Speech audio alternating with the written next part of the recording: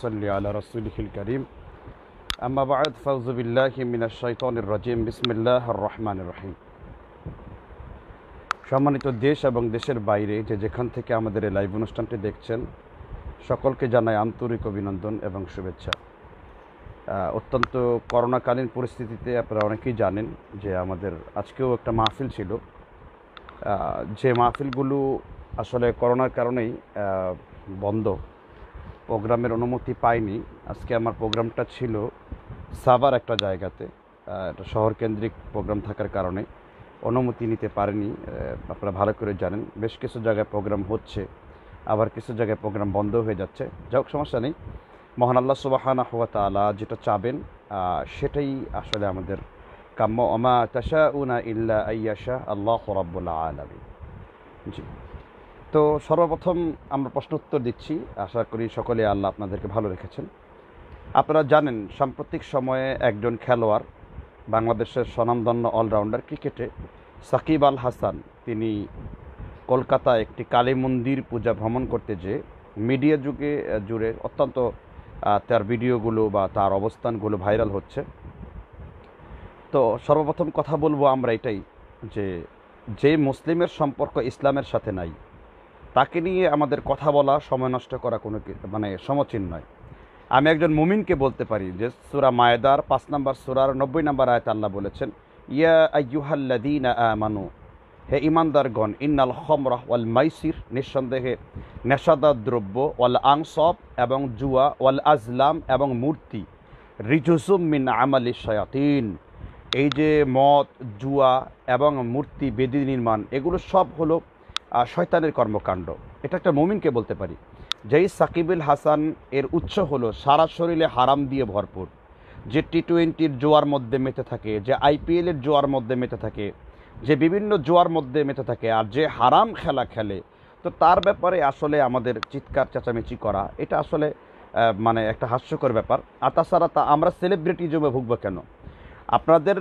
তিনি আমাদের আইকন না, তো তিনি তো সেলিব্রিটি হওয়ার যোগ্যতাই তো তার নেই। একজন 4 ছক্কা মারা সামান্য বেতনের কর্মচারী খেলোয়াড়, তাকে নিয়ে আমাদের এত চিন্তা করতে হবে কেন? এটার প্রশ্ন হলো যে অনেক লোক তো আসলে যেই লোকের সব কিছুটাই, যে লোকটার জীবনটাই হারাম, যে লোকটার জীবনটাই হলো নফসের গুলামি করে, আল্লাহ তাআলা বলেছেন সূরা ফুরকানের আয়াত নাম্বার 43-এ, আরো আইতা মানিত্তাখাযা ইলাহাহু হাওয়া, নবী আপনি দেখবেন যে কিছু লোককে যারা কিনা তাদের নফসকে, প্রবৃত্তিকে আল্লাহর উপর গ্রহণ করেছে। সুতরাং তাকে নিয়ে চিন্তা চেতনা করা এগুলো আসলে ঠিক নয়। আমাদের অনুসরণ করতে হবে অন্ধভাবে ইনসানে কামেল, যিনি জনাবে মুহাম্মদ রাসূলুল্লাহ সাল্লাল্লাহু আলাইহি ওয়াসাল্লাম।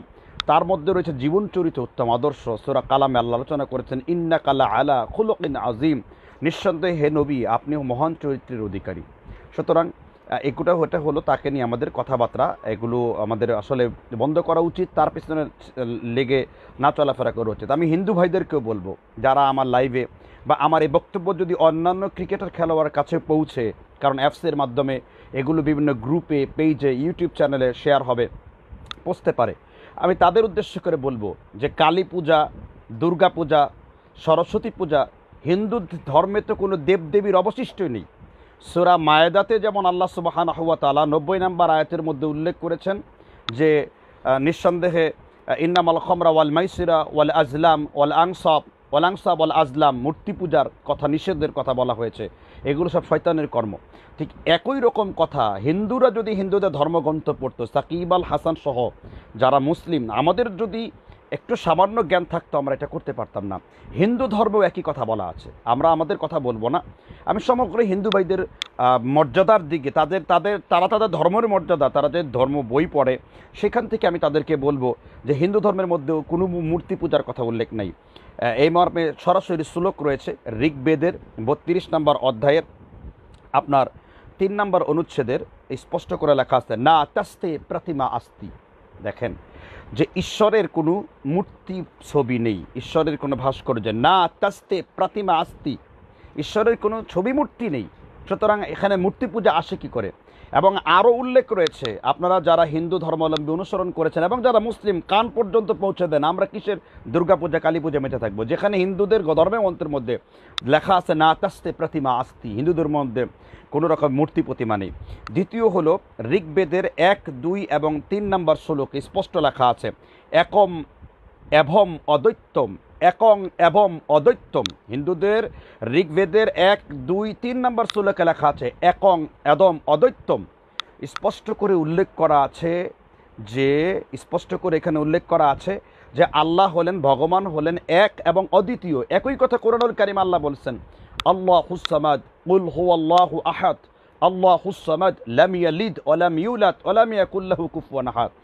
একই কথা হিন্দু ধর্মগ্রন্থের মধ্যে স্পষ্ট করা আছে যে প্রাকৃতিক তৈরি করা বস্তু, পানি, মাটি, বাতাস, আগুন, এগুলোর পূজা হিন্দু ধর্মের নিষিদ্ধ। এমনকি মানুষের তৈরি করা মূর্তি, চেয়ার ইত্যাদি, মূর্তি, ভাস্কর্য ইত্যাদির পূজা করা নিষেধ। কোথায় আছে? যজুর্বেদের অধ্যায় নাম্বার 40 অনুচ্ছেদের শ্লোক নাম্বার 9 উল্লেখ করা আছে অন্ধতম প্রতিমা শান্তি অসস্তম্বী প্রান্তে অকৃত্রিম বস্তু, অর্থাৎ হলো এখানে স্পষ্ট করা লেখা আছে অন্ধতম প্রবিশান্তি অসন্দস্তমী প্রস্তাব, অর্থাৎ হলো জড় বস্তু তৈরি করা, প্রাকৃতিকভাবে কোনো পূজা করা, এটা হিন্দু ধর্ম একেবারে মারাত্মকভাবে নিষিদ্ধ। কিন্তু আমরা হিন্দু ধর্মাবলম্বী লোকেরা হিন্দু ধর্ম অনুসরণ করছি না। মুসলিমরা জানতেছি না কোরআনের কথা, হিন্দুদের কথা, বাইবেলের কথা, তাওরাতের কথা। আপনারা আপনাদের ধর্মগ্রন্থগুলো পড়ুনি, মূর্তি পূজা শেখানো নেই। একই কথা লেখা আছে আপনার যেটা ঋগ্বেদের 1 নম্বর খণ্ডের 106 নম্বর পৃষ্ঠা 4 নম্বর শ্লোকে এত স্তম্ভস্তরে স্বেচ্ছ অর্চমনা সমশ্রিত মোহাম্মদ ইতিকৃত শিষ্য শাখা সমন্বিত না প্রশ্চম্বে মহাদেবং মুরস্থলন নিবাসীরাম গঙ্গা জলস্য সস্বপ্নে সমচ্চিতে চন্দনা দিতিস্বপ্ন তুষ্টা মনসা হরম।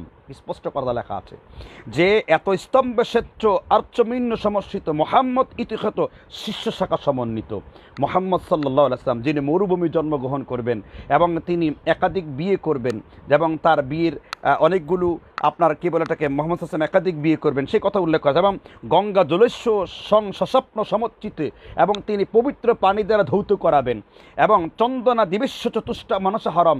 মোহাম্মদ বলবে আমি আল্লাহর একজন গোলাম, আমি আল্লাহর একজন বান্দা, আমি এক আল্লাহকে সাজদা করি। চন্দনা দিবেশ্য চতুষ্টা মনসা হরম স্পষ্ট লেখা আছে হিন্দুদের ঋগ্বেদের 1 খণ্ডের 106 নম্বর পৃষ্ঠার 4 নম্বর শ্লোকে কথাটা লেখা আছে চন্দনা দিবেশ্য চতুষ্টাব হরম। সেইখানে লেখা আছে যে মুহাম্মদ রাসূলুল্লাহ সাল্লাল্লাহু আলাইহি ওয়াসাল্লাম আল্লাহকে সাজদা করবেন। সর্বশেষ শ্লোক বলতেছি, সেখানে স্পষ্ট লেখা আছে হিন্দু ধর্মগ্রন্থ যে হুদারমিন্দ মহাসুরিন্দ অল্ল জ্যেষ্ঠং শ্রেষ্ঠ বা পরমং পূর্ণাঙ্গ ভ্রমণ আল্লাহ সুরম মোহাম্মদ করং ভরসা অল্লাম। স্পষ্ট করে লেখা আছে যে মোহাম্মদ সাল্লাল্লাহু আলাইহি ওয়াসাল্লাম তিনি আল্লাহর রাসূল, আল্লাহর সুরম মোহাম্মদ করং ভরসা অল্লাম। এবং আল্লাহ রাব্বুল আলামিন তিনি শক্তিশালী, আল্লাহ রাব্বুল আলামিন তিনি গুণে গুণান্বিত, আল্লাহ রাব্বুল আলামিন তিনি পবিত্র। হিন্দু ধর্মগ্রন্থ দিয়েই আমি আপনাদের কাছে উদাহরণ দিলাম। ডক্টর জাকির নায়েক এই জন্য আপনাদের শত্রু হয়েছে।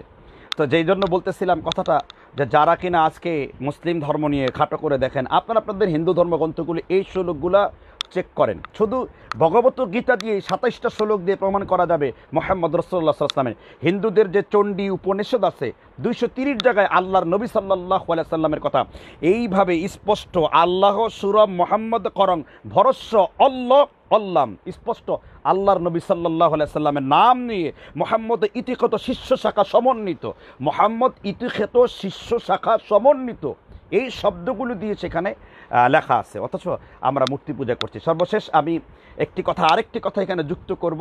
আর কিছু লোককে দেখা যাচ্ছে যে কেউ যদি মূর্তি পূজা যাচ্ছে তারা বউকে অটো তালাক দিয়ে যাচ্ছেন, তার বউ তালাক হয়ে যাচ্ছে, কারণ মুশরিকের বিবাহ বাতিল। আল্লাহ বলছেন যে ওয়ালা তানকিহুল মুশরিকিন, মুশরিকদের তোমরা নিকাহ করো না, কারণ মুশরিকরা নাপাক। ইন্নামাল মুশরিকুনা নাজাস, মুশরিকরা নাপাক হয়ে যায়। সাকিব আল হাসান শিরক করে, তার বউ তালাক হয়ে গেছে। তাই আমি বলবো যে যদি এই নীতি সবার ক্ষেত্রে হওয়া উচিত, ছোট থেকে বড়, যারা ধর্মীয় রাজনীতির নামে বিভিন্ন পূজা মণ্ডপে যে যারা তাদেরকে করে এবং বিভিন্ন আলেম ওলামাদের নামে যারা ছবি মূর্তি বা পাহারা দেওয়ার কথা বলে, তাহলে তাদের তাদের স্ত্রীর হুকুম কি হবে এটা আমাদেরকে বলে দিতে হবে, জাতি এটা স্পষ্ট করে আমাদের সামনে জানতে চাই। আমি বলতে চাই যেই জিনিসটা অন্যদের ক্ষেত্রে নিষিদ্ধ হবে সবার ক্ষেত্রে নিষিদ্ধ হবে। মূর্তি পূজার মতো শিরিক আমাদের ক্ষেত্রে নিষিদ্ধ হবে। যেহেতু হিন্দু ধর্মের মধ্যে মূর্তি পূজা নিষিদ্ধ করা আছে, প্রত্যেক ধর্মের মধ্যে মূর্তি পূজা নিষিদ্ধ করা আছে, আমাদের প্রত্যেকের ক্ষেত্রেই উচিত হলো আমাদের হক এবং সত্য কথাগুলো বলা। আল্লাহ তাআলা আমাদের বুঝবার তৌফিক দান করুন। এবং আমাদের ক্রিকেটার সাকিব আল হাসান তিনি যদি বুঝতে পারেন, এই কথাগুলো যদি বুঝতে পারেন, সে লাইভ করুক এবং সে তওবা করুক এবং সে ক্রিকেট সহকার সমস্ত হারাম থেকে বের হয়ে পাকিস্তানের বিভিন্ন খেলোয়াড় সাঈদ আনোয়ার রয়েছেন, সমগ্র বিশ্বে হাসিম আমলার মতো খেলোয়াড় পর্যন্ত লম্বা দাড়ি রেখেছেন এবং সে মডেল লোগো পর্যন্ত জার্সিগুলো পরেন না। ফার্নেল যিনি সাউথ আফ্রিকার একজন ফাস্ট বোলার ইসলামে কনভার্ট হয়েছেন, এবং কি মঈন আলী আমার বন্ধু যিনি ইংল্যান্ডে থাকেন তার সাথে সালাত পরে কথা বলেছেন, মাশাআল্লাহ কত চমৎকার ওই ইসলামী জীবনযাপন করেন। তো আমাদের কথা হলো আমাদের ক্রিকেটারদের মধ্যে যদি ধর্মীয় ভাব আসে এবং এর বদলতে সে যদি বুঝতে পারে তার ভুলগুলো, তার আপত্তি কি? আসুন আমরা আল্লাহ রাব্বুল আলামিনের কাছে দোয়া করি, তাদের হেদায়েত কামনা করি, তাদের দ্বারা যেন এই ধরনের না হয়। আর আমরা বলবো যে যারা কিনা এই কথাগুলো মানে মিডিয়ায় বেশি বেশি এগুলো চর্চা করছেন, এগুলো চর্চা করার কোনো প্রয়োজন নেই। আল্লাহ তাআলা আমাদের সকলকে বুঝবার তৌফিক দান করুন, আমিন। জি, বেশ কিছু প্রশ্ন আমাদের কাছে এসেছে, আমি যেগুলো সামনে পড়ব আমি উত্তর দেওয়ার চেষ্টা করব ইনশাআল্লাহ।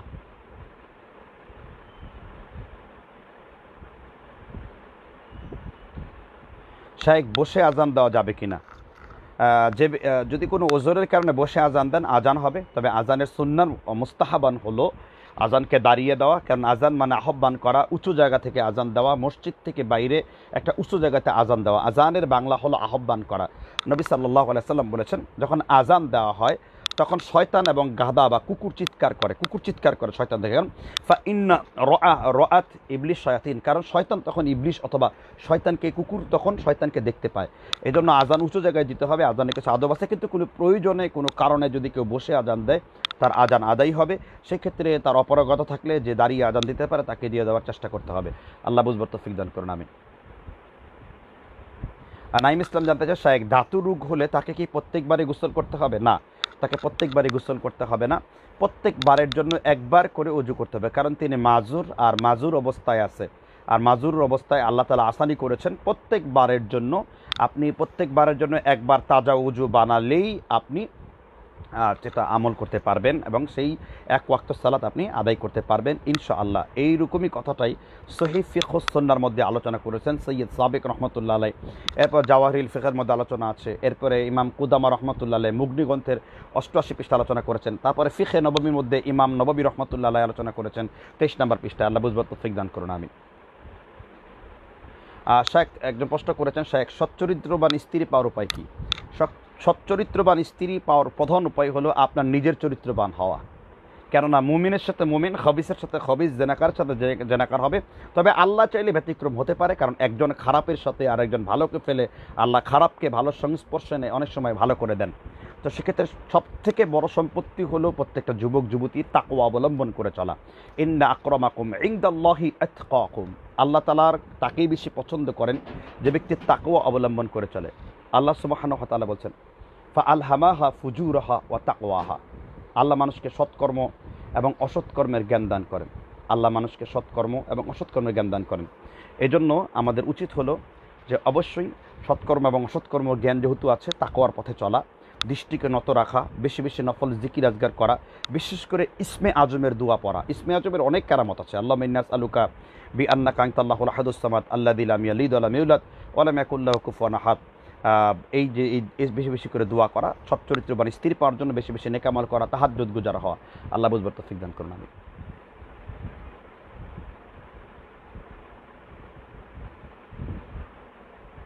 মেয়ের বাবার অনুমতি ছাড়া কি বিয়ে জায়েজ হবে? কখনোই না, মেয়ের বাবার অনুমতি ছাড়া বিয়ে জায়েজ হবে না। কেননা তাবারানি মুজামুল কাবির হাদিস নাম্বার, এছাড়া জামিউল হাদিস হাদিস নাম্বার 2833 নাম্বার, নবী সাল্লাল্লাহু আলাইহি সাল্লামের স্ত্রী আম্মা জান আয়েশা রাদিয়াল্লাহু আনহা তিনি ব্যক্ত করেছেন লা নিকাহ ইল্লা বি ওয়ালিয়ুন, ওলি ছাড়া কোনো বিয়ে হয় না। এজন্য ওলি ছাড়া যখন বিয়ে হয় না, আপনাকে অবশ্যই ওলির অনুমতি নিতে হবে। ওলি একটা মারাত্মক ব্যাপার। মেয়েদের ক্ষেত্রে ওলি বাবা না থাকলে ভাই, ভাই না থাকলে চাচা, চাচা না থাকলে দাদা, দাদা না থাকলে বাবার চাচা, এরকমভাবে স্তর বাই স্তর ওলি লাগবে। যদি কেউ ওলি না থাকে আসুলতান ওয়ালিগুন লিমাল্লা ওয়ালিয়া লাহু, যার কোনো অভিভাবক নেই তার অভিভাবক স্বয়ং আল্লাহ সুবহানাহু ওয়া তাআলা। এজন্য আপনাকে অবশ্যই অলি সহকারেই বিয়ে করতে হবে, এটাই হলো শরীয়তের করণীয়। আল্লাহ বুঝবার তৌফিক দান করুন, আমিন।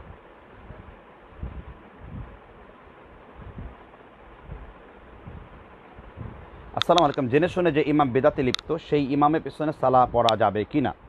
এখন বিদাত স্তর ভেদে বিদাতি দুই রকম আছে, আকিদাগত বিদাতি, আমলগত বিদাতি।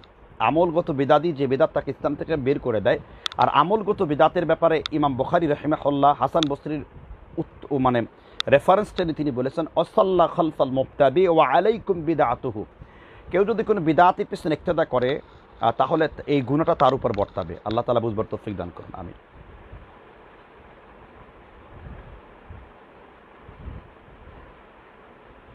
কেউ যদি তাফসির পড়তে চায় তাহলে তার করণীয় কি? এক ভাই প্রশ্ন করেছেন।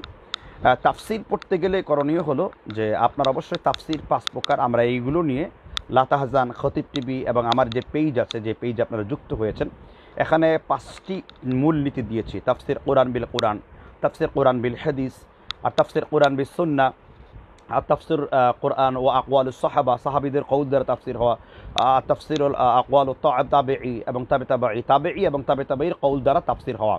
এই 5টি তাফসির যদি থাকে আপনি তাফসির পড়তে পারেন। এই 5টি উসুল অনুযায়ী তাফসির লেখা আছে। তাফসিরে ইবনে কাসির লেখা আছে, আপনি পড়তে পারেন, বাংলা অনুবাদ হয়েছে। তাফসিরে কুরতুবি লেখা আছে, পড়তে পারেন, যেটা আল জামিউ লিল আহকামিল কুরআন নামে লেখা আছে। কিন্তু যেন তেন তাফসির আপনি পড়বেন না, অনেক বিভ্রান্ত তাফসির রয়েছে, তাফসিরের নামে বাজারে অনেক কিছু চলছে। আল্লাহ তাআলা বুঝবার তৌফিক দান করুন, আমিন। আর কেউ যদি তাফসির পড়ে শুরু করতে চায় তার জন্য হলো আপনি আমাদের বাংলা ভাষাভাষী হলে তাফসিরে আবি বকর জাকারিয়াটা পড়তে পারেন, লেটেস্ট লেখা, অত্যন্ত চমৎকার লিখেছেন। আল্লাহ তাআলা আমার শায়েখ, প্রিয় শায়েখ উস্তাদতুল্য শায়েখ আবি বকর জাকারিয়া হাফিজাহুল্লাহকে দুনিয়াতে তার এলম এবং তার এলমি খেদমতকে আরও আল্লাহ তাআলা মর্যাদাকে দারাজা, উচ্চ দারাজা দান করুন।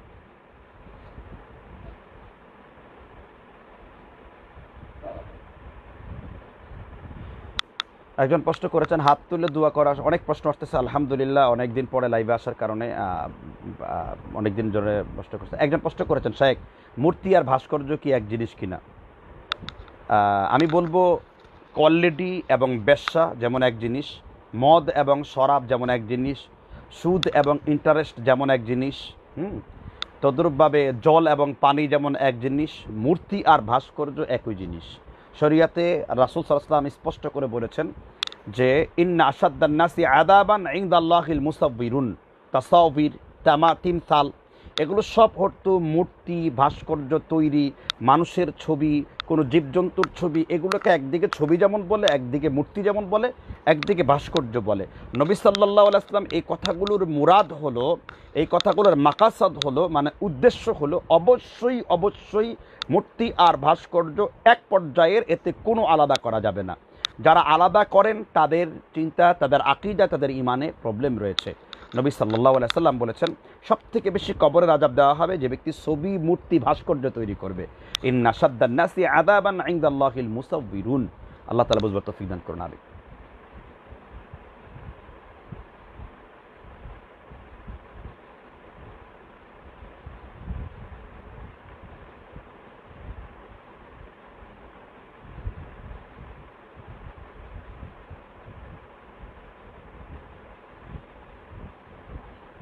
একজন প্রশ্ন করেছেন যে আল্লাহ কোথায় আছেন? আল্লাহ আরশে আছেন না উপরে আছেন? আপনি সূরা তহার 5 নম্বর আয়াত পড়বেন, আর রহমানু আলাল আরশি ইস্তাওয়া। মহান আল্লাহ সুবহানাহু ওয়া তাআলা তিনি আরশে ইস্তাওয়া করেছেন। ইমাম মালিক রাহমাতুল্লাহ আলাইহি বলেছেন আল্লাহ আরশের উপরে আছেন। এই ইলম রাখা আমাদের জন্য ফরজ। একই কথা ইমামে আবু হানিফা ফিকহুল আকবার শারাহ লিখেছেন মোল্লা আলী কারি আল হানাফি 31, 32, 33, 34 বাংলায় ফিকহুল আকবরের অনুবাদ হয়েছে, সম্ভবত 15 পৃষ্ঠার পরে। আব্দুল্লাহ জাহাঙ্গীর রাহিমাহুল্লাহ এটা বাংলা অনুবাদ করেছেন, সেখানে পড়ে নেবেন। ইমাম মালিক রহমতুল্লাহ আলাইহি, ইমাম আবু হানিফা রহমতুল্লাহ আলাইহি, আহলে সুন্নাত আল জামাআতের আকীদা হলো আল্লাহ তাআলা ইস্তাওয়া করেছেন, এই জ্ঞান রাখা সবার জন্য ফরজ। কিন্তু আল্লাহ কত উপরে আছেন, সেই উপরের হুকুম কি, এই কাইফিয়ত প্রশ্ন করাটা বেদআত, এই আকীদা পোষণ করা কুফরির অন্তর্ভুক্ত। অথচ তাফহিমুল কোরআনে সৈয়দ আবুল আলা মওদুদি এই আয়াতের তাফসির করতে লিখেছেন আল্লাহ তাআলা আরশের উপরে, আল্লাহ তাআলা কর্তৃত্বের আসনে প্রতিষ্ঠিত আছেন, অধিষ্ঠিত আছেন। আউযু বিল্লাহি মিনাশ শাইতানির রাজিম। সম্পূর্ণ একটা বিভ্রান্তকর এবং এটা একটা বানোয়াটি আকিদা যেটা আহলে সুন্নাত ওয়াল জামাতের কেউ আকিদা পোষণ করে নাই। এই আকিদা পোষণ করলে তার কুফরি পর্যন্ত গুনাহ হবে, কুফরির ট্যাগ লাগানো সম্ভব হবে। আল্লাহ তাআলা তাদের এই বিভ্রান্ত থেকে আমাদেরকে বাঁচবার তৌফিক দান করুন। আল্লাহ আরশে আছেন, আল্লাহ আরশের উপরে আছেন, ইস্তাওয়া করেছেন, আল্লাহ আল্লাহর মতে আছেন, এই প্রশ্ন করা যাবে না। সঈদ আবুল আল্লাহ মওদুদী এই আয়াতের ব্যাখ্যা করতে যে আরও বলেছেন যে আল্লাহ উপরে আছেন না নিচে, এই প্রশ্ন করাই নাকি গুমরাহির গুমরাহি। অথচ নবী সাল্লাল্লাহু আলাইহি সাল্লামের একজন দাসী মহিলাকে প্রশ্ন করেছেন, আইন আল্লাহ, আল্লাহ কোথায় আছেন? দাসী বললেন, ফিস সামাই বা আলাস সামাই, আল্লাহ আকাশের উপরে আছেন। আমরা আঙ্গুল দিয়ে আল্লাহকে আকাশে দেই। এই জন্য আমি বলবো যে সঈদ আবুল্লাহ মওদুদীর দিনের ক্ষেত্রে অনেক বুঝ ছিল, অনেক ভালো বুঝেছেন, অনেক ভালো গবেষণা করেছেন নাস্তিক্যবাদের বিরুদ্ধে, কমিউনিজমের বিরুদ্ধে, জন্ম নিয়ন্ত্রণ এর বিপক্ষে, রাষ্ট্র ব্যাপারে অনেক ভালো আলোচনা করেছেন, ইংরেজদের বিরুদ্ধে তার অনেক ভূমিকা আছেন। কিন্তু তিনি জানতেন কম, বলতেন বেশি, বুঝতেন কম, লিখতেন বেশি। এই নিয়ে গুমরাহি করার সুযোগ নেই, দলবাজি করার সুযোগ নেই। কারণ আমি কেন জামায়াত ইসলাম করি এই বইয়ের আল্লামা দেলোয়ার হোসেন সাঈদী 38 পৃষ্ঠা আলোচনা করেছেন। মওদুদী আমার উসওয়ায়ে হাসানা নয়, আর মওদুদী আমার আদর্শের মাপকাঠিও নয়। তিনি যেটা বলবেন সেটা নিব, যেটা খারাপ বলবেন বর্জন করব। তাই বলবো যে এই আকিদা আমরা পোষণ করি না। কেননা ইমামগণ, আয়াম্মায়াম, আরবা সহ সমগ্র পৃথিবীর আহলে সুন্নাত ওয়াল জামাআর মুস্তাহিদগণ কেউ এই আকিদা পোষণ করেননি। আল্লাহ বুঝবার তৌফিক দান করুন। আমিন।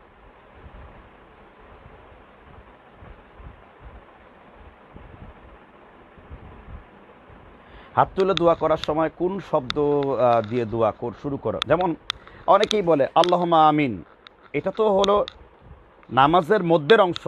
আপনি কিছু চাইলেনই না আল্লাহর কাছে। আল্লাহ বলছেন উদুউনি আস্তাজিব লাকুম, আমার কাছে চাও, আমাকে ডাকো।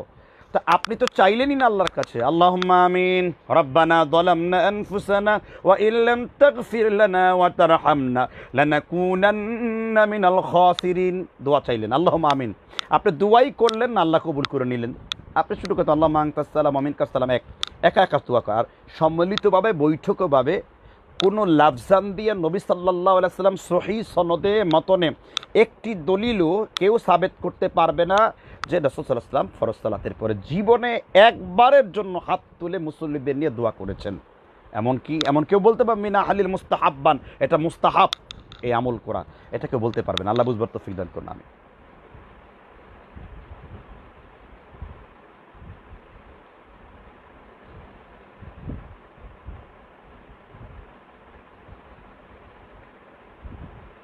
মোনাজাত করে মুখে মাসাহ করা যাবে কিনা, এর সাথে ইনক্লুড আছে। মোনাজাত করে মুখে মাসাহ করা এটা নবী সাল্লাল্লাহু আলাইহি সাল্লামের সুন্নাত না। অনেকে মোনাজাত করে আবার বিভিন্ন শব্দও দেয় না, এই কোথায় পেয়েছি আমরা যে আমল মানা আমিলা আমালান লাইসা আলাইহি আমরুনা ফাহুয়া রাদ্দুন, যে আমল রাসূল সাল্লাল্লাহু আলাইহি ওয়াসাল্লাম থেকে অনুমোদন নেই এমন কোনো আমল আমরা করব না, আমরা পাইনি। মাসাহ করে মুখে মোনাজাত করে এরকম করে মাসাহ করা, এগুলো থেকে আমাদের বেঁচে থাকা উচিত। এটা প্রশ্ন করেছেন কাজা সালাতের ক্ষেত্রে তাকবীর।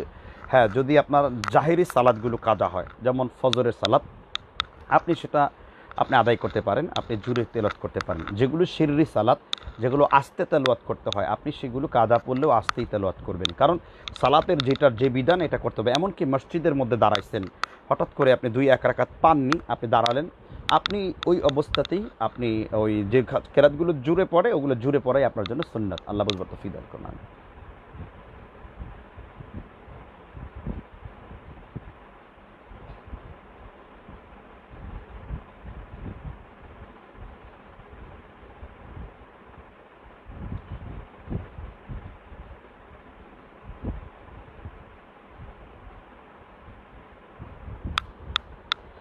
শাইখ কেউ যদি সিগারেট হারাম জানে কিন্তু ছাড়ে না, যাক, অনেক মাহফিলের কথাও লেখা আসছে অনেকে, যা ভাই প্রশ্ন ছোটো করে করবেন। অনেক প্রশ্ন, আর মাশাআল্লাহ অনেক ভাইরা প্রশ্ন করছেন, খুবই গুরুত্বপূর্ণ প্রশ্ন। কিন্তু সমস্ত কিছু তাহলে তাফিমুল কোরআন পড়া যাবে কি না? না, তাফিমুল কোরআন পড়া ঠিক হবে না। তবে আপনি অন্যান্য তাফসির পড়বেন। তাফিমুল কোরআন পড়াটা না পড়াটাই উত্তম। আপনি তাফসির ইবনে কাসির পড়বেন, কারণ তাফিমুল কোরআনটা তো কপি, এটা তো অরিজিনালি কপি পেস্ট, বিভিন্ন জায়গা থেকে কপি করে করে নিয়ে লিখছে। আর মাওলানা আব্দুর রহিম না অনুবাদ না করলে অনেক সমস্যা হতো আর এই বইটার।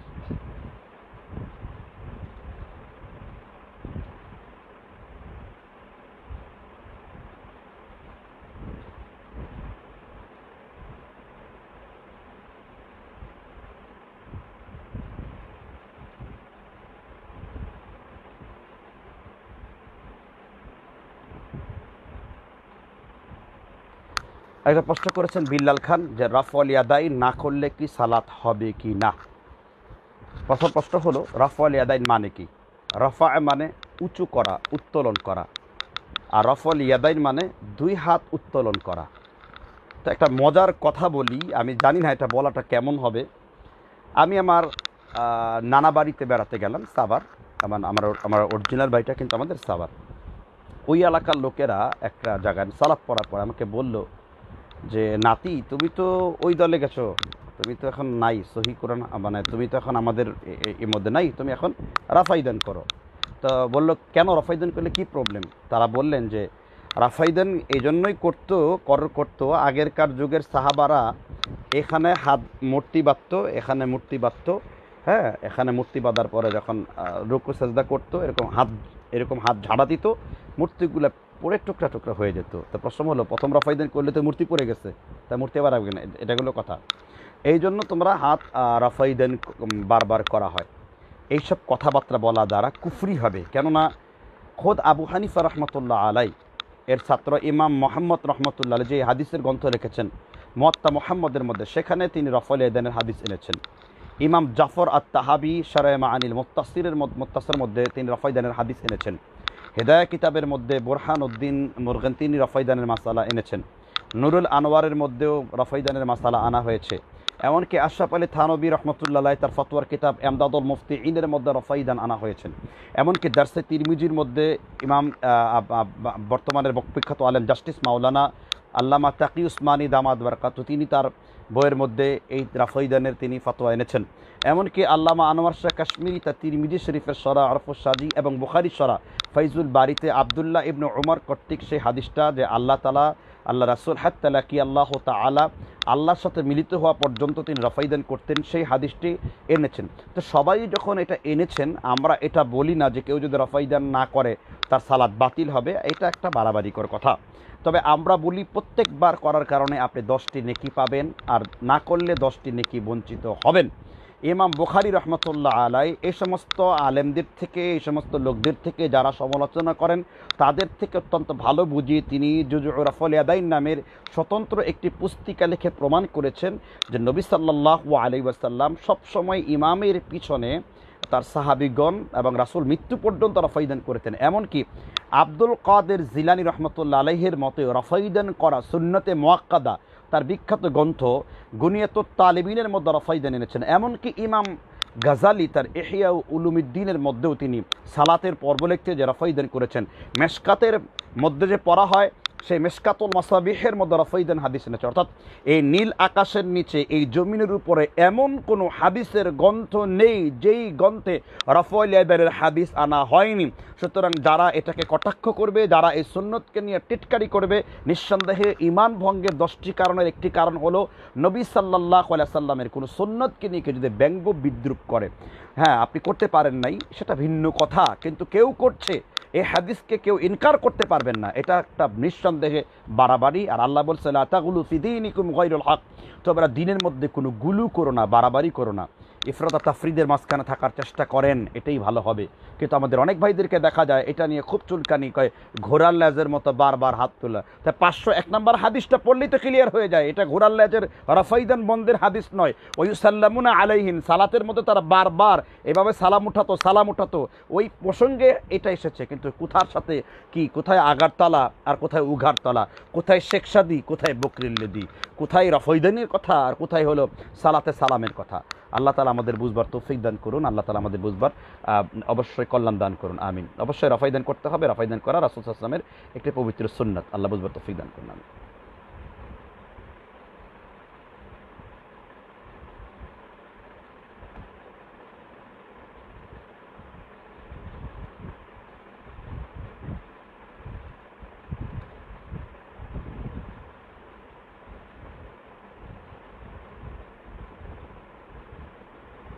শেখ আমার আব্দুল মান্নান জানতে চেয়েছেন, আমার এক নিকটাত্মীয় বেনামাজি সুদ খায় আর আর হলো তার বাড়িতে দাওয়াত খাওয়া যাবে কি না। সবচেয়ে বড় কথা হলো সুদখুরের বাড়িতে দাওয়াত খাওয়া যাবে না। সুদখুরের বাড়িতে দাওয়াত অংশ না করাই ভালো। তাকে দ্বীনের কথা বোঝাবার জন্য আপনি তাকে দাওয়াত করবেন আপনার বাড়িতে, তার বাড়িতে দাওয়াত খাবেন না, আপনি তাকে দাওয়াত করবেন। এক দ্বিতীয় হলো বেনামাজি, তাকে সালাতের গুরুত্ব বুঝাবেন এবং হারাম সম্পর্কে বুঝাবেন। কেননা আল্লাহ বলছেন সূরা মায়েদার 1-2 নম্বর আয়াতের মধ্যে, ওয়াতাআওয়ানু আলাল বিররি ওয়াত তাকওয়া, তোমরা ভালো কাজে একজন আরেকজনকে সহায়তা করো, পাপ এবং সীমালঙ্ঘনের কাজে কেউ কাউকে সাহায্য সহযোগিতা করো না। এজন্য সুদখোর যদি নিশ্চিত হন সে নিঃসন্দেহে হারাম খায়, কারণ এক লোকমা হারাম বক্ষণ কুল্লু লাহমিন নাবাতি সুহতিন ফান্নারি আউলা বিহি, মেরকাতুল মাফাতিহের মধ্যে মোল্লা আলী কারি হানাফি 233 নম্বরের হাদিসে বর্ণনা করেছেন মেশকাতের ব্যাখ্যা গ্রন্থ সরাহ। এখানে বলা হয়েছে রাসূল সাল্লাল্লাহু আলাইহি ওয়াসাল্লাম বলেছেন, আবু যর গেফারি বলেছেন যে নবী সাল্লাল্লাহু আলাইহি ওয়াসাল্লাম বলেছেন, যে ব্যক্তি এক লোকমা হারাম খাবার খালে তার মানে থাকাটা একেবারেই জাহান্নামের মধ্যে পাকাপোক্ত করে নিল। সুতরাং আমি মনে করি যে রাফাইদান কোনো বাড়িতে দাওয়াত খাওয়াটা সুদখোরের বাড়িতে, তার বাড়িতে খাওয়া যাবে না, এটাকে বর্জন করতে হবে, কারণ হারাম থেকে বেঁচে থাকতে হবে। এই জন্যই রাসূল সাল্লাল্লাহু আলাইহি ওয়াসাল্লাম হালালকে বায়ান করেছেন, মানে প্রকাশ করেছেন, হারামকে প্রকাশ করেছেন। শুবহাত, সংশয় যেখানে আছে মুমিন সেই সংশয়ের মধ্যে যেতে পারে না, শুবহাতকে সবসময় এড়িয়ে চলবে। এই জন্য কাশফুস শুবহাত যেটাতে হয়, মানে সংশয় যেটা উন্মোচন হয়, সংশয় থেকে যেখান থেকে বেঁচে থাকা যায় সে কাজটি করাই আপনার জন্য উত্তম বেহতরিন। আল্লাহ বুঝবার তৌফিক দান করুন।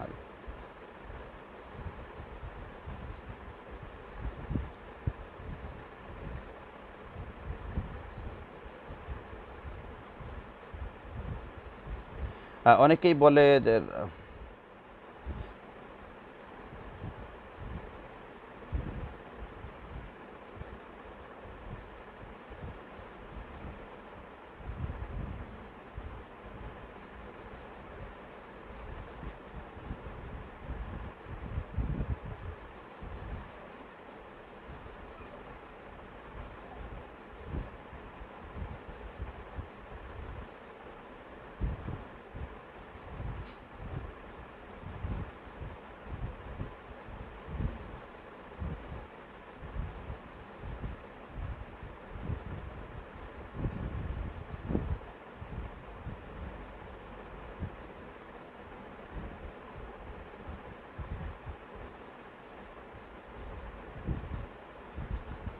আগে প্রশ্ন করেছেন যে ওষুধ কোম্পানি যদি ডাক্তারদের কলম পেট ইত্যাদি দেয় তাহলে কি হালাল হবে কিনা।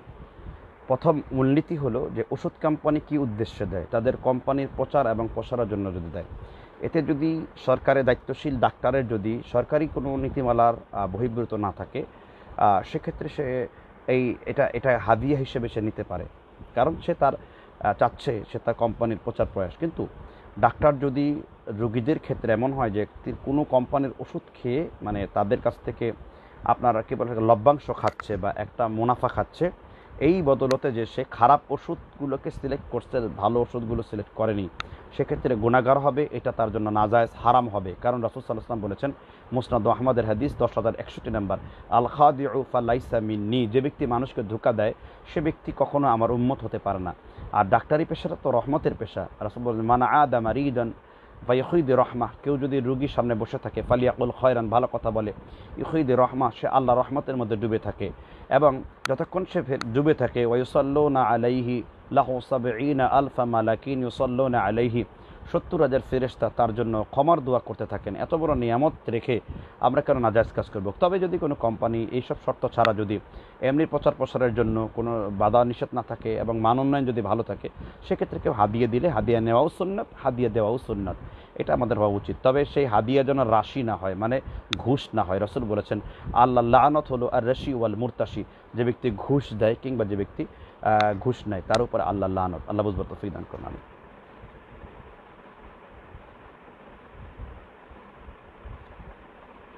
5 ওয়াক্ত সালাতের পরে আয়াতুল কুরসি পড়ার পরে বুকে ফু দেওয়া যাবে কি না? অসম্ভব, দেওয়া যাবে না, এটা বিদআত হবে।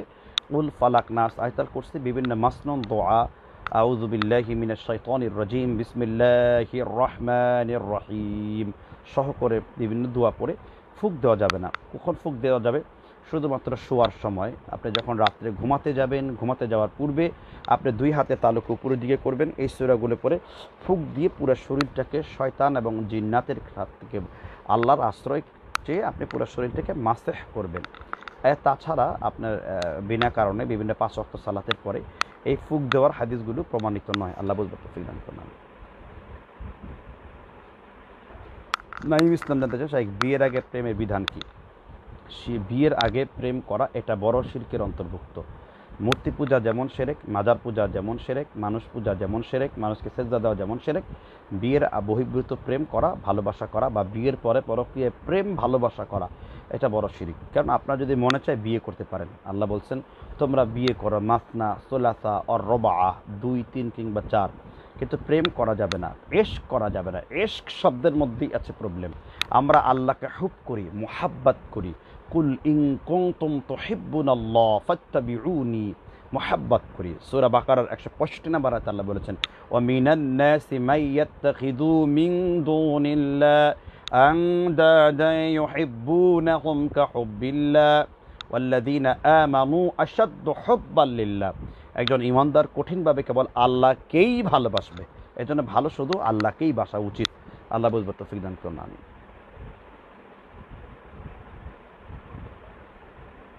এক রাকাত বেতের নামাজ পড়া যাবে কি না? হ্যাঁ, এক রাকাত বেতের পড়া যাবে, শেষ দিকে এক রাকাত বেতের পড়া যাবে। তবে মুনাসিব উত্তম হলো 2 রাকাত নফল পড়ে 1 রাকাত পড়া। ইবনে আব্বাস রাদিয়াল্লাহু তাআলা বলছেন সুম্মা সালাতিল লাইলি মাসনা মাসনা, তোমরা রাতের বেলায় 2 করে 8 বা 10 রাকাত পড়ো। ফাউতির বিওয়াহিদা, 1 রাকাতের বেতের আদায় করো। সহিহ বুখারী 1271 নম্বর হাদিস, বাবে ফাদলে মান কামা রমাদান অধ্যায়ে হাদিসটি উল্লেখ রয়েছে।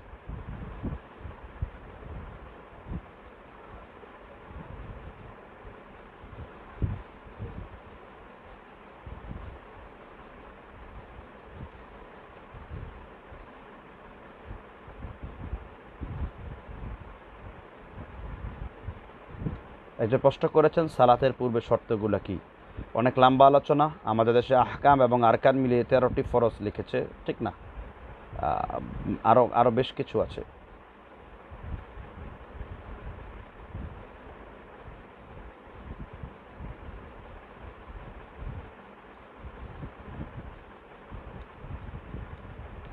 ঘর ভাড়া দিয়ে অ্যাডভান্স নেওয়া যাবে কি না? দারুণ প্রশ্ন করেছেন। আমরা নিজেরাও তো ঘর ভাড়া দিচ্ছি। তো বিষয়টা হলো অ্যাডভান্সটা কীভাবে নেবেন আপনি? একটা হতে পারে জামানত, একটা জামানত হিসেবে যে আপনি পরবর্তীতে সে নিশ্চিত করার পর আপনি কর্তন করে দেবেন। কেননা অনেকেই ফ্লট করে যে হ্যাঁ আসছি, দেখা গেছে আপনি তার আশায় রইলেন, পরবর্তীতে আরেকজন ভাড়াটি আসছে, তাকে আপনি ভাড়া দিতে পারছেন না কারণ আপনি ওয়াদাবদ্ধ। সেক্ষেত্রে হলো সিকিউরিটির জন্য জামানত হিসেবে আপনি অ্যাডভান্স নিতে পারেন। আমরা ফ্ল্যাট ভাড়া দিলে এভাবে অ্যাডভান্স নেই, এটা আমরা নেই। এটার জন্য নেই যে আমরা জামানত হিসেবে নেই, পরবর্তীতে ভাড়া এটা কর্তন করে দিবে সে, এবং যেটুকু দিয়েছে ওটুকুর পরে থেকে সে ভাড়া দেবে। আল্লাহ তাআলা বুঝবার তৌফিক দান করুন, আমিন। হ্যাঁ, এখন হলো অ্যাডভান্স করে গেল, কিন্তু এই লোকটা কিছুদিন পরে আর আসলো না। প্রত্যেকটা জিনিস একটা রুলস বা রেগুলেশন রয়েছে। আপনারা জানেন যে বাড়ি ভাড়া দেওয়ার সময় কিছু রুলস রয়েছে, বাড়ি ছাড়ার সময় কিছু রুলস রয়েছে। এই রুলসের আওতাভুক্ত থাকতে হবে। কেননা আল্লাহ সূরা নিসার 103 নম্বর আয়াতে বলেছেন ইন্না সলাতা কানাত আলাল মুমিনিনা কিতাবাম মাওকুতা, তোমরা নামাজের নিয়মানুবর্তিতার দিকে খেয়াল রাখো। তাহলে পাঞ্চুয়ালিটি বা নিয়মানুবর্তিতা বা একটা শৃঙ্খলার জীবনযাপন করাটা আল্লাহর সালাত থেকে আমরা শিখি।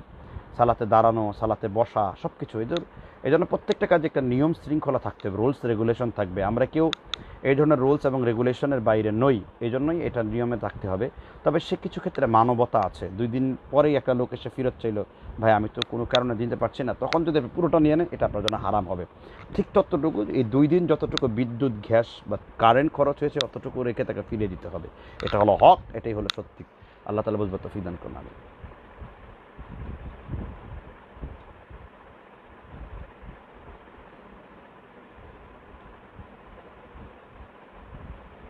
আপনাদের মসজিদের সামনে 5 হাতে একটি কবর রয়েছে, কোনো দেয়াল নেই, আপনার সেখানে সালাত হবে কি না? যদি কবরটা পরে হয় আর মসজিদটা যদি আগে হয়, কবরটার হাড্ডিকে উঠিয়ে সরিয়ে আরেক জায়গায় স্থানান্তরিত করতে হবে, এই একটা সমাধান। আর যদি মসজিদটা পরে হয় তো মসজিদটাকে ওখান থেকে ভেঙে ফেলতে হবে। কেননা নবী সাল্লাল্লাহু আলাইহি সাল্লাম বলেছেন, সহিহ মুসলিমের হাদিস, বহুবার বলেছি, 1591 বা 95 নাম্বার, সাহাবী আবি মাসউদ কানাজি রাদিয়াল্লাহু তাআলা বর্ণনা করেছেন, আমি রাসূল সাল্লাল্লাহু আলাইহি ওয়াসাল্লামকে বলতে শুনেছি, ওয়ালা তাসাল্লু ইলাল কুবুর, তোমরা কবরকে সামনে রেখে সালাত আদায় করো না। ওয়ালা তাজলিসু, তোমরা কবরের মধ্যে বসো না। ওয়ালা জাসসাসা ওয়ালা সুরাজা ওয়ালা একতুবা, কবর পাকা করো না, কবরের মধ্যে বাতি জ্বালিও না, কবরকে যা চামড়া জাহান্নামের আগুনে পড়ে থাকে সেগুলো করবে। তাহলে ওয়ালা তাসাল্লু ইলাল কুবুর, কবরকে সামনে রেখে সালাত আদায় করো না। তাহলে একেবারে কোনো ওয়াল নেই, ইস্তেসনা করা নাই, পৃথক করা নাই, ডিরেক্ট আপনি কবরকে সেজদা করছেন, এটা নাজায়েজ। এটা হবে না, অবশ্যই কবরকে অপসারণ করতে হবে। এই ব্যাপারে নাসিরউদ্দিন আলবানী রহমতুল্লাহ আলাইহির পাকা কবরে সালাত বৈধ হবে কিনা বাংলায় লেখা আছে একটা বই, এই বইটা আপনারা কিনে নেবেন। প্রায় 400, 350, 250 মতো দলিল সেখানে মজুদ আছে। আল্লাহ বুঝবার তৌফিক দান করুন। আমিন।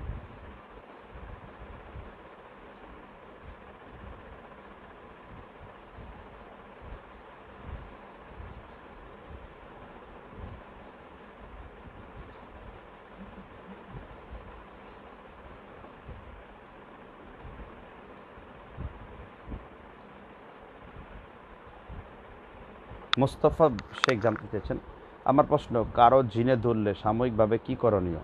সাময়িকভাবে আপনি তাকে ঝাড়ফুঁক করবেন। জিনের কিছু ঝাড়ফুঁকের আয়াতগুলো আছে। আমি এই এই বিষয়গুলো নিয়ে অনেক ভিডিও দিচ্ছি আপনার লা তাহজান মিডিয়া 24 যে চ্যানেলে এখন এই ভিডিওগুলো আসে, আপনি সাবস্ক্রাইব করে নেবেন। আশা করি জিন সংক্রান্ত অনেক তথ্য কন্টেন্ট পাবেন এবং এগুলো অত্যন্ত উপকার হবে। শিরিক বিদআতের পাশাপাশি অনেক আলেমরা এই ব্যাপারে সচেষ্ট নয়। প্রত্যেক আলেমদের উচিত রোকেয়া এবং এই জিন, জাদু, টোনা, হিজামা এই বিষয়গুলো নিয়ে বেশি বেশি ভিডিও কন্টেন্ট তৈরি করা। কারণ বাংলাদেশের এই এই এই ভিডিওগুলো দেওয়ার পরে অনেকেই মনে করে যে এই চিকিৎসা আমাদের কাছে আসলে পাওয়া যাবে, যোগাযোগ করে। দেখি যে প্রত্যেক দিন শত শত ফোন, অনেক জায়গাতে শত শত ফোন, এত রুগী, কিন্তু আমাদের ডাক্তার নাই। এই জন্য আমাদের একটা রোকেয়া প্রশিক্ষণ কেন্দ্র করা উচিত। প্রত্যেক জেলা থানা বরাবর রাকি তৈরি করা উচিত, যেখানে ডাক্তারের মতো বৈধতা দেওয়া উচিত যে রাকিদের চেম্বারে রুগীরা আসবে, ডাক্তার রুগীর মতো সে ভালো করবে। কারণ অনেক রোগ, অনেক ডাক্তাররা রুগী আমাদের কাছে আসে। ডাক্তাররা ঢাকা মেডিকেলে ডাক্তার আছে, ময়মনসিংহ মেডিকেলে যে ডাক্তার আছে, খিদমা হাসপাতালে ডাক্তার আছে, নাম বলবো না তাদের প্রাইভেসির জন্য। তারা আমার রুগী, পেশেন্ট এখানে আসে, জিনে, জাদু, ব্ল্যাক ম্যাজিকের প্রবলেম, এটা মারাত্মক আকার ধারণ করেছে। কি করা যাবে এখন? আর আমরা যেহেতু তাফসিরের মাঠে আছি, মাহফিলের মাঠে আছি, এত সময় আমাদের হাতে নেই। এজন্য আমরা চেষ্টা করছি কিছু রাখি ট্রেন আপ করার জন্য, যাতে করে মাঠে তারা কাজ করতে পারে এবং মানবতা রেখে যেন কাজ করে। পারিশ্রমিক তো নেবেই, কিন্তু সেই পারিশ্রমিকটা যেন হালাল করে নেয়, ধোকাবাজি যাতে না করে। গেল একটা সেন্টার খুলে বসলো, আর হিজামা করার জন্য 500 টাকা নিল, একটা ব্যবস্থাপত্র ধরিয়ে দিল, অথচ রুগী কিছুই সারছে না। এটা ধোকাবাজি ছাড়া কিছুই নয়। এটা সহি ধোকাবাজি, মানে সহি একটি প্রতারণা। এজন্য সহি প্রতারণার ফাঁদে পড়বেন না। আপনি নিজের রুকিয়া বুঝবেন, রাকি নির্ণয় করবেন, তাকে আপনারা যথেষ্ট সম্মান করবেন ক্যাপাবিলিটির মাধ্যমে, এবং যারা করবেন তারাও রুগীর অবস্থানটা বুঝবেন, তাদের অবস্থানটা কী। আল্লাহ তাআলা আমাদের বুঝবার তৌফিক দান করুন। আমিন।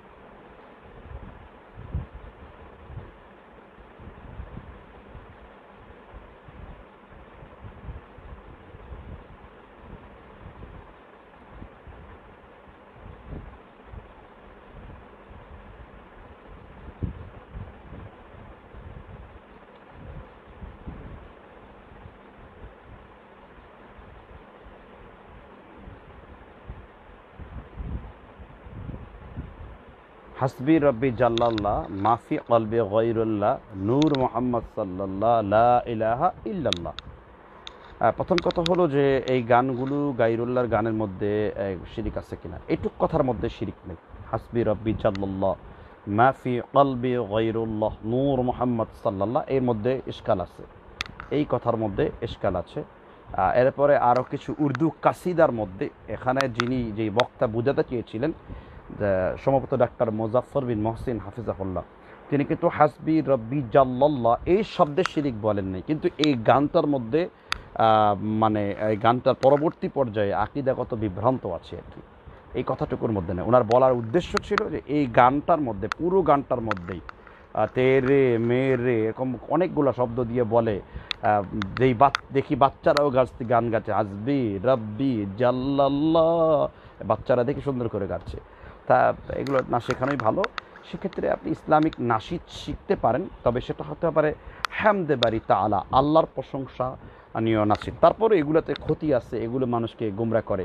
আমি যখন জেলখানায় কারাবরণ করেছি, নাম বলবো না, স্পন্দনের অনেক ছেলেরা শেষে তবলা পিটাচ্ছে 21শে ডিসেম্বর বিভিন্ন জায়গায়, 21শে ফেব্রুয়ারি বিভিন্ন সময় ইস্যুতে করে তবলা মারছে, তবলা বাজাচ্ছে। কয় কেন? ইন্টেনশনই নেই। কারণ ওই যে গান প্র্যাকটিস করছে, কলরবের একাধিক ছেলেদের সাথে কথা হয়েছে, শেষ পর্যন্ত তারা আতিফ আসলাম, শান, তারপর এআর রহমানের মিউজিক কম্পোজ করে, হিন্দি গানকে কম্পেয়ার করে তারা ইসলামিক গজল শিখে। এমন তো বক্তা আছে যে ফজরের নামাজ ঠিক থাকে না, এত লিস্টই থাকে। কথা বলবো এদের সম্পর্কে, আল্লাহ বুঝবো তো ফিদান করুন।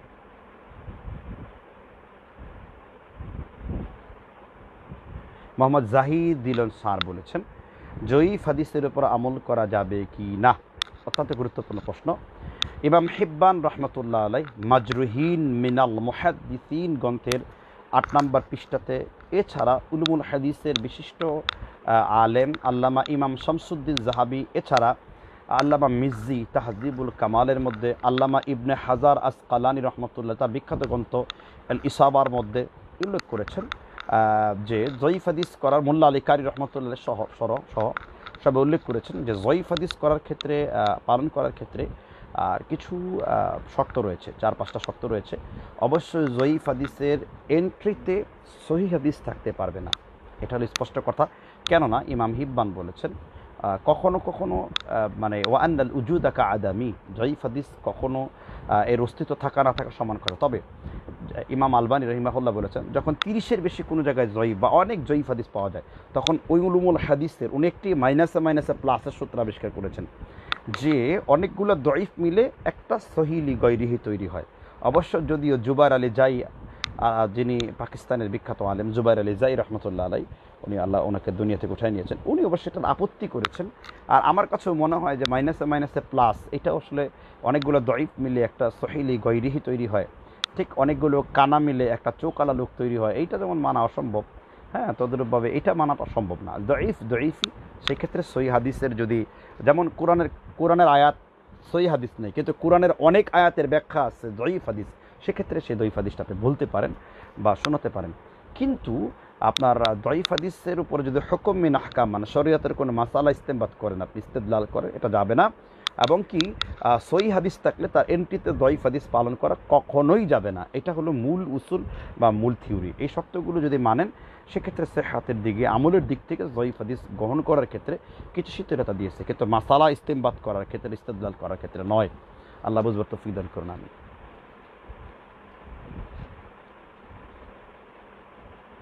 আমাদের দেশে হুজুর মানুষকে জালের কাঠি পরে দেয় এবং গরুর জন্য রশি পরে দেয়, এর পেছনে চালাতে হবে কি না? হয়তো বা ওই লোকটা অজ্ঞতার কারণে দেয়, কারণ নবী সাল্লাল্লাহু আলাইহি ওয়াসাল্লাম বলেছেন যে কোনো কিছু ঝুলানো হোক ফাকাদ উক্কিলা ইলাইক, তাকে সেই দিকেই ফিরিয়ে দেওয়া হবে, সে কোনো ফালাহ পাবে না, সে কোনো কল্যাণ পাবে না আল্লাহর কাছে। মান তাআল্লাকা তামিমা ফাকাদ আশরাকা, এটা তাবিজের মধ্যে গণ্য হয়। আউযাদা ইউআবিযু তাবিজান, বাবে তাফিল থেকে এসেছে, এটাও এক কারণে তাবিজ মানে তামিমার মধ্যে পড়ে আর কি। তো সেক্ষেত্রে হলো যে তার অজ্ঞতা আছে, তাকে বিষয়গুলো বুঝান যে গরু পরা, রশি পরা, এই পরা, এগুলো বোঝানো যাবে না, অজ্ঞতার কারণে সেটা করতে পারে। আল্লাহ তাআলা বুঝবার তৌফিক দান করুন।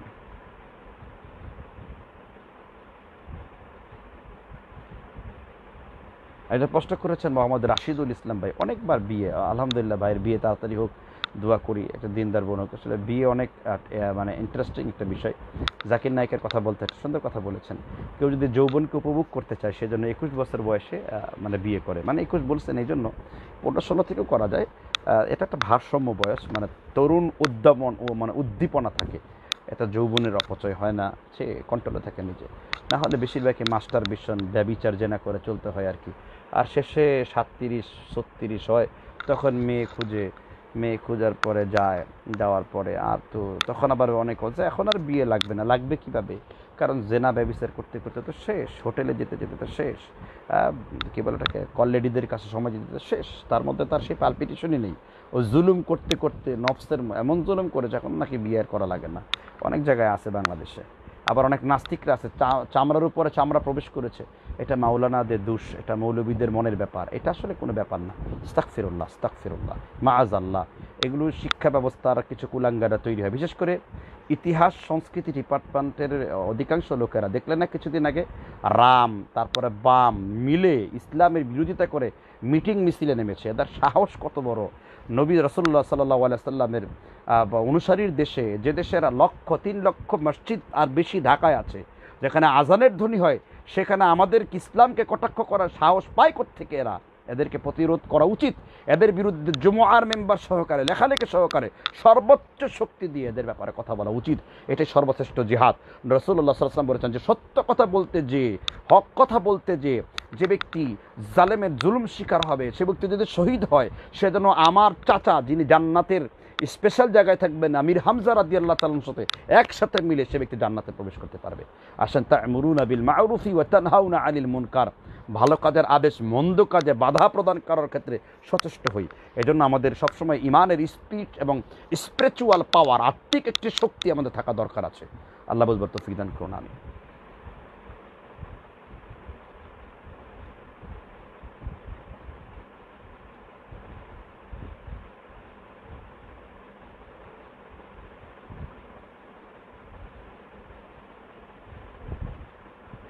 আর একটা প্রশ্ন করি ভাই, আপনারা একই প্রশ্ন বারবার করবেন না। যদি আপনারা মনে করেন যে আমার প্রশ্ন উত্তর পাননি, দয়া করে আমার যে নাম্বার আছে 330175736343, ওই নাম্বার হোয়াটসঅ্যাপে ভয়েস দিয়ে রাখবেন, চেষ্টা করবো উত্তর দেওয়ার জন্য।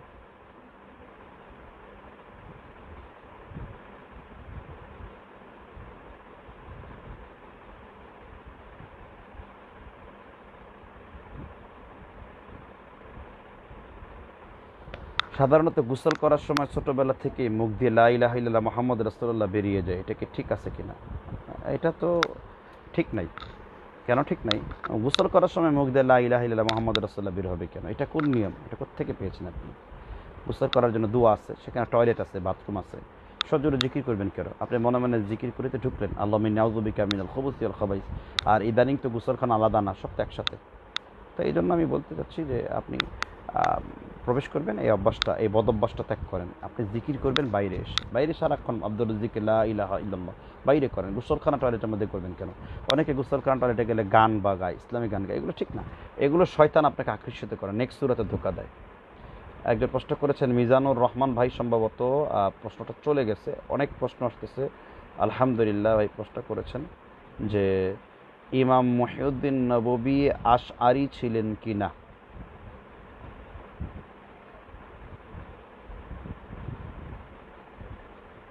জি, ইমাম মহিউদ্দিন নববী আশআরি ছিলেন কিনা।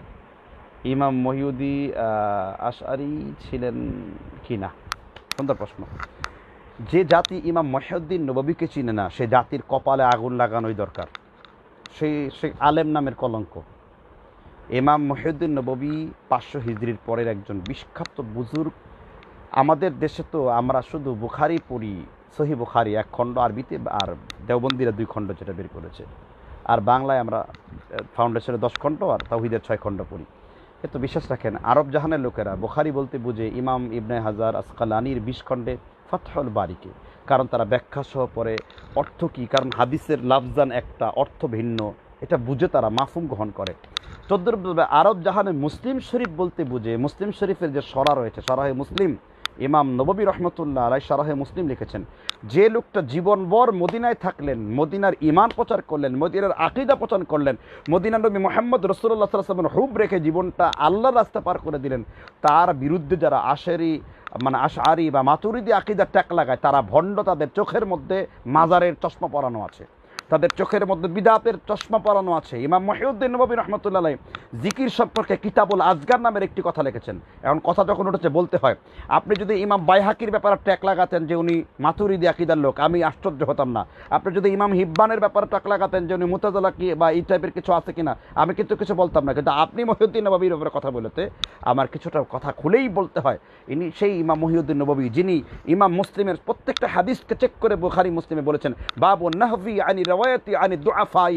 ইমাম মুসলিম কোন দঈফ হাদিস দ্বারা মুসলিম শরীফের মধ্যে একটি হাদিসকে তিনি আনেননি। এই হলো ইমাম মুহিউদ্দিন নববী রাহমাতুল্লাহ আলাইহি। এই জাতি তাকে চিনতে হবে, যিনি সমন্বিত ফিকা, আমাদের মতো হেদায়া, তারপরে ইন্না হেদায়াতা কাল কোরআন, কোরআনের মতোই নির্ভুল। তারপরে আছে রাজা যদি কোনো মেয়েদের সাথে সঙ্গম করে ফালা তাহাদ্দালাহু, হেদায়া কিতাবের জঘন্য মাসালা, তাকে শাস্তি দেওয়া যাবে না।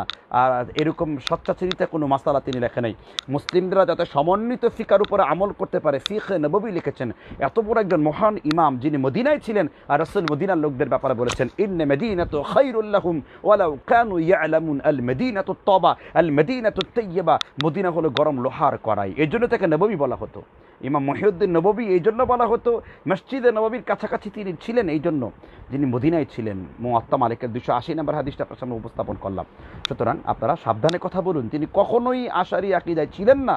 এগুলো তার নামে মিথ্যা তহমত, লেখাপড়া না করে এক শ্রেণীর কবর পূজারী, মাজার পূজারী যারা আছেন, খাট পূজারী, তারা এই সমস্ত কথাবার্তাগুলো তার নামে চালান। কারণ তারা তাদের আকিদা যদি, তারা তাদের তাওহীদের কথাগুলো যদি প্রকাশ হয়, তাহলে তাদের মাজার ব্যবসায় ধস নামবে, তাবিজের ব্যবসায় ধস নামবে, এবং মানুষকে বিভ্রান্ত করার ব্যবসায় ধস নামবে। আল্লাহ তাআলা আমাদের বুঝবার তৌফিক দান করুন, আমিন।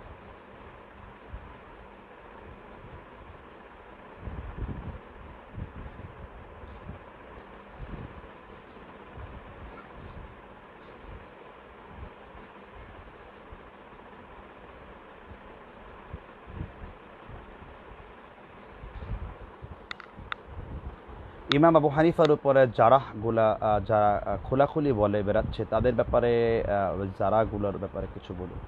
আসলে কখনোই উচিত নয়। ইমামে আবু হানিফা মুস্তাহিদানি ফিল মাসাইলে মুতলাক ছিলেন। প্রত্যেকটা মানুষের মানে যারা ব্যাপারটা অনেক ওইখানে বলা হচ্ছে যে দুষ্ত্রুটি আছে। আসলে এই দুষ্ত্রুটিগুলো ইমান এবং ইসলামের কারণেই থাকবে। আমাদের কখনোই উচিত নয় তাদের ব্যাপারে দুষ্ত্রুটি করা। তার ব্যাপারে যেমন ইমাম মুসলিম বলেছেন মিসকিন ফিল হাদিস, তিনি হাদিসের ব্যাপারে কম জানতেন। তদ্রূপভাবে তার ব্যাপারে আবার আমিরুল মুমিনিন ফিল হাদিস ইবনুল মুবারক রহমতুল্লাহ আলাইহির কথা অনেকবার বলেছি, বহু মঞ্চে বলেছি, বহু বছর ধরে বলে এসেছি, বহু মাহফিলে বলেছি কথাগুলো। আজকে বলছি, ইবনুল মুবারক রহমতুল্লাহ আলাইহি বলেছেন যে আব্দুল্লাহ ইবনে মাসউদ রাদিয়াল্লাহু তাআলা বড় সৌভাগ্যবান, যিনি নবী হিসেবে পেয়েছিলেন মুহাম্মদ রাসূলুল্লাহ সাল্লাল্লাহু আলাইহি সাল্লামকে। আর ইব্রাহিম নাখঈ বড় সৌভাগ্যবান, যিনি দলিল হিসেবে পেয়েছিলেন, ইলম নিতে পেরেছিলেন, সাহাবী, জালিলুল কদর সাহাবা, জান্নাতি সাহাবী আব্দুল্লাহ ইবনে মাসউদ রাদিয়াল্লাহু তাআলা আনহুকে, যার এক পাল্লাকে উহুদের পাল্লায় আরেক পাল্লাকে ওজন দেওয়া হবে, উহুদ পাহাড়ের চাইতেও তার পাল্লাটা ভারী হবে, যে ইবনে মাসউদ রাদিয়াল্লাহু তাআলার পা। ইব্রাহিম নাখঈ, আবু হানিফা রাহিমাহুল্লাহ বড় সৌভাগ্যবান, যিনি ইমাম হিসেবে পেয়েছিলেন ইব্রাহিম নাখঈর মতো একজন মর্দে মুজাহিদ, একজন ফকিহ, একজন জগৎ বিখ্যাত আবিদ এবং আলেম এবং আমেল ব্যক্তি, যিনি ইব্রাহিম নাখঈ রহমতুল্লাহ আলাইহি। আর ইবনুল মুবারক বলেন যে আমরা বড় সৌভাগ্যবান যে আমরা আবু হানিফা রাহিমাহুল্লাহকে পেয়েছিলাম ইলম হিসেবে, ফকিহ হিসেবে, উত্তম বাগ্মী হিসেবে, অর্থাৎ নাস্তিকদের বিরুদ্ধে জবাব দেওয়া হিসেবে অত্যন্ত চমৎকার তাকওয়াবান একজন ব্যক্তিকে পেয়েছিলাম। আর আজকে আবু হানিফা রহমতুল্লাহ দুনিয়া থেকে বিদায় নিলেন। তাহলে তার মর্যাদা আছে, তার ব্যাপারে না শুধু সমস্ত ইমামের ব্যাপারে পক্ষে বিপক্ষে কথা আছে, কিন্তু মোলাক্খাসের সার, সব কথার মূল ইতিবৃত্ত হলো ইমাম আবু হানিফা এই উম্মার জন্য যা অবদান রেখে গেছেন তা কখনো এই উম্মা মানে কল্পনাও করতে পারবে না। সুতরাং তার ব্যাপারে যারা গালমন্দ করে তারাও যেমন পথভ্রষ্ট গুমরা, তাকে যারা অন্ধ অনুসরণ করে, তার নামে মিথ্যা ট্র্যাক লাগায়া যারা মাযহাবের নামে তাকে কলঙ্কিত করে, তারাও তেমন ভুলের উপরে ইস্তেকামাত রয়েছে। আমাদের উচিত হলো বাড়াবাড়ি এবং সারাসারির মাঝখানে এসে আমাদেরকে হক জিনিসটা বলা। যেহেতু আবু হানিফা রাহিমাহুল্লাহ দ্ব্যর্থহীনভাবে বলে গেছেন, আমার কথা, আমার কৌল যদি রাসূল সাল্লাল্লাহু আলাইহি ওয়াসাল্লামের কথার বাইরে চলে যায়, দারমুহু জিদারুন, দিয়ালের বাইরে নিক্ষেপ করো, ইদা সহহাল হাদিসু ফাহুয়া মাযহাবি, হাদিসকে যখন সহি পাবে এটাই আমার মাযহাব। রাদ্দুল মুহতার লিখেছেন ইমাম আবিদিন শামী, ফতোয়া শামী আরেক নাম। এই ফতোয়া শামী ৪র্থ খণ্ড ১০২ নম্বর পৃষ্ঠাতে এই কথাগুলো হাসিয়াতে পাবেন। এছাড়া অনেক হাসিয়া তিরমিজিতেও আমাদের দেওবন্দের ছাপ, এখানেও অনেক ফাঁকে ফাঁকে কোন সময় এই কথাগুলো ঢুকানো হয়েছে। আল্লাহ বুঝবার তৌফিক দান করুন।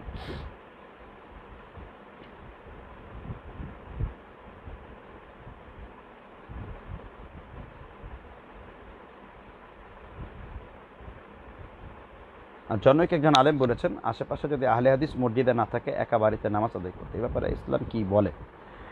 এটা প্রথম প্রশ্ন হলো যে এটা সালাফদের বক্তব্য নয়।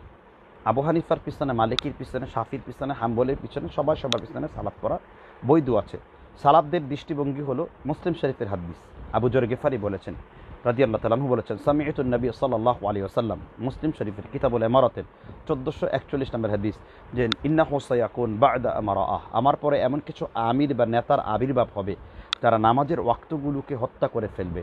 কিন্তু তুমি যদি মনে করো যে আমির এমন, তাহলে গৃহে তুমি সালাত আদায় করো, অতঃপর তুমি মসজিদে যে জামাতে আদায় করো। যদি দেখো যে তাদের আকিদা ইমান, তাহলে ঠিক আছে, তো সালাতে নফল হয়ে যাবে। আর আকিদা ইমান ঠিক না থাকলে আপনার সুন্দর শারীরিক ব্যায়াম হবে, জিম হবে, আর্নাল্ড শ্বাসনিগার মতো বডি বিল্ডিং করতে পারবেন আপনি।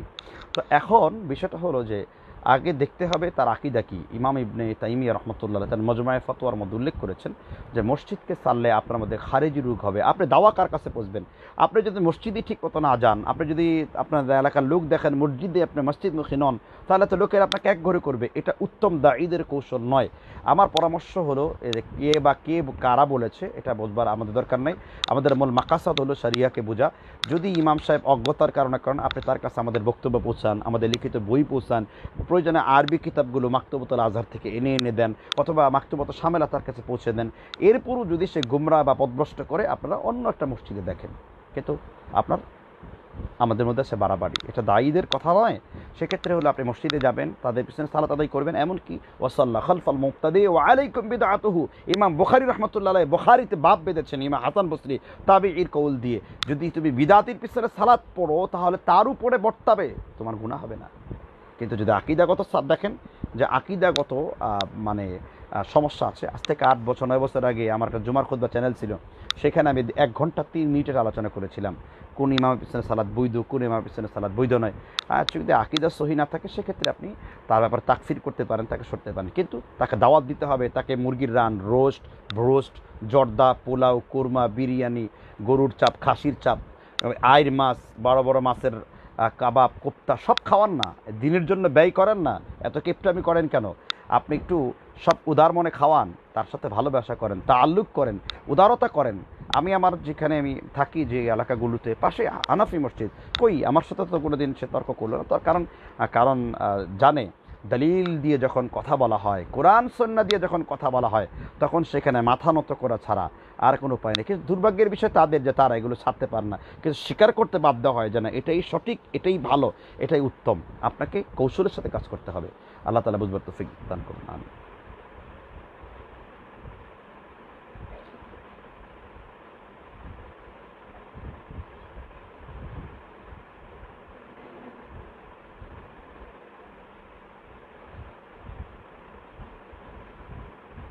আরেকটি প্রশ্ন উত্তর দেব ইনশাআল্লাহ। সুন্দর একটি প্রশ্ন, চেষ্টা করব।